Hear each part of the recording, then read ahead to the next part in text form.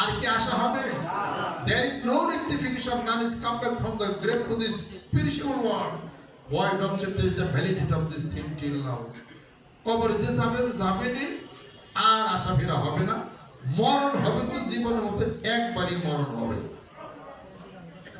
যে দেশে গেলে মানুষ চিঠি লেখে না, যে দেশে গেলে কোনো বন্ধু বান্ধবের নিকট খবর পাঠায় না, কোনো চিঠি নাই, কোনো টেলিফোন নাই, কোনো টেলিগ্রাম নাই, কোনো হ্যালো নাই, কোনো বাতি নাই, কোনো চাদর নাই, কোনো এসি নাই, কোনো লাইট নাই, অন্ধকার কবর।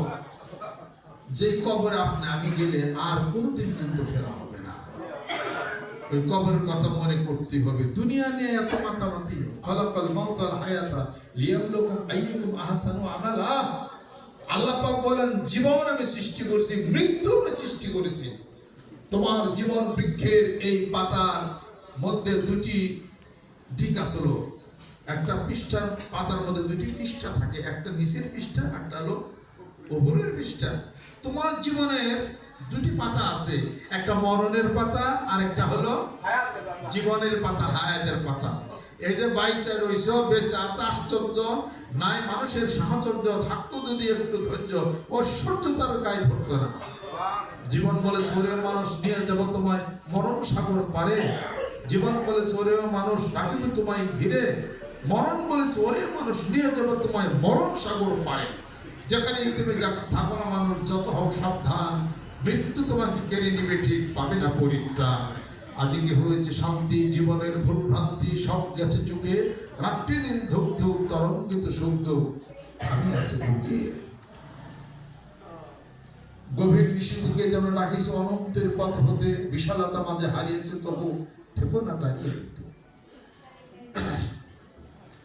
সুদীর্ঘ প্রতীক্ষার দিন হলো অবসান। ওষার উত্তপ্ত মাটিতে নামলো বর্ষার জলধারা। বৃষ্টি নামলো আকাশে মাটিতে, মনে সহস্র ত্রিপুর ধারায়। এজন্য পিপাসিত হৃদয়ের তরে শান্তি সুশীতল বাড়ি জীবন দায়নি। এই যে কথাগুলি, এই যে আলাপ আলোচনা করি, সব জীবন যুদ্ধের বন্ধুর পথ পারে হয়ে আমরা আসছি। অতএব মৃত্যু হলে সব শেষ। মৃত্যু হলে জীবনের সব ভুল কিন্তু একদিন ভেঙে যাবে।